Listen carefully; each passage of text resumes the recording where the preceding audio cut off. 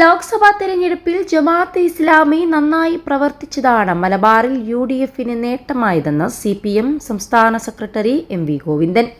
ജമാഅത്തെ ഇസ്ലാമിയുടെ വനിതാ പ്രവർത്തകർ ജനങ്ങളുമായി ചേർന്ന് പ്രവർത്തിക്കാൻ ശേഷിയുള്ളവരാണ്. അതിന്റെ ഗുണം UDFനുണ്ടായെന്നും MV ഗോവിന്ദൻ പറഞ്ഞു. BJPയെ ഒഴിവാക്കാൻ എന്തെങ്കിലും സാധ്യതയുണ്ടെങ്കിൽ അത് കോൺഗ്രസിന് വോട്ട് ചെയ്യുന്നതാണ് നല്ലതെന്ന് അവർ അവതരിപ്പിച്ചു. അത് UDFന് ഗുണമായി മാറി. എന്നാൽ അവരെവിടെയും കമ്മ്യൂണിസ്റ്റ് വിരുദ്ധത പ്രചരിപ്പിച്ചിട്ടില്ല.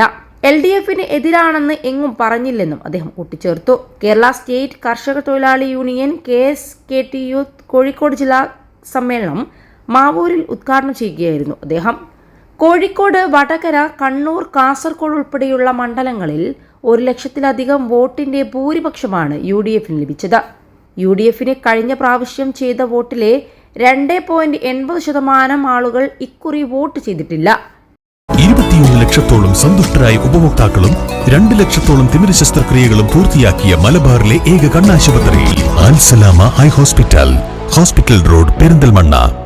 UDFന്റെ പോളിംഗിൽ നല്ല കുറവാണ് സംഭവിച്ചത്. LDFന് 1.75% വോട്ട് കുറവാണ്. കുറവിന്റെ കാര്യത്തിൽ UDF ആണ് ഒന്നാം സ്ഥാനത്ത്. എന്നിട്ടെങ്ങനെ 1,00,000 വോട്ട് ഈ മണ്ഡലങ്ങളിൽ UDFന് കൂടുകയും അവർ ജയിക്കുകയും ചെയ്തു?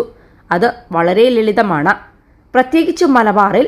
അവിടെ പ്രകടമായ രീതിയിൽ പ്രവർത്തിക്കുന്ന ജമാഅത്തെ ഇസ്ലാമിയും SDPIയും ഉൾപ്പെടെയുള്ള ന്യൂനപക്ഷ പ്രസ്ഥാനങ്ങളുണ്ട്. അതിൽ ജമാഅത്തെ ഇസ്ലാമിയുടെ വനിതാ പ്രവർത്തകർ ന്യൂനപക്ഷ വിഭാഗങ്ങൾക്കിടയിൽ നല്ലതുപോലെ പ്രവർത്തിച്ചു. അതിൽ ലീഗ് ഉൾപ്പെടെ ചേർന്നു. ജമാഅത്തെ ഇസ്ലാമിക്ക് 10,000-കണക്കിന് വോട്ടുകളുള്ള നിരവധി മണ്ഡലങ്ങൾ മലബാറിലുണ്ടെന്നും ഗോവിന്ദൻ കൂട്ടിച്ചേർത്തു.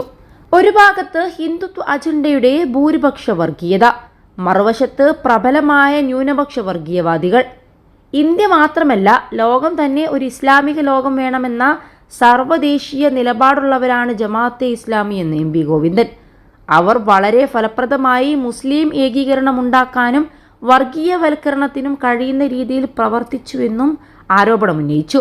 അതിൻ്റെയൊപ്പം ലീഗിനെയും കോൺഗ്രസിനെയും ചേർത്ത് കേരളത്തിലെ തെരഞ്ഞെടുപ്പ് പ്രക്രിയയിൽ ഇടപെട്ടുവെന്നും ഇത് ദൂരവ്യാപകമായ ഫലമുളവാക്കുന്ന ഒന്നാണെന്നും MV ഗോവിന്ദൻ. ഈ വർഗീയ ശക്തികളെയെല്ലാം UDFനൊപ്പം ചേർന്ന് മതനിരപേക്ഷ ഉള്ളടക്കത്തെ തകർത്തുവെന്നും അദ്ദേഹം ആരോപിച്ചു.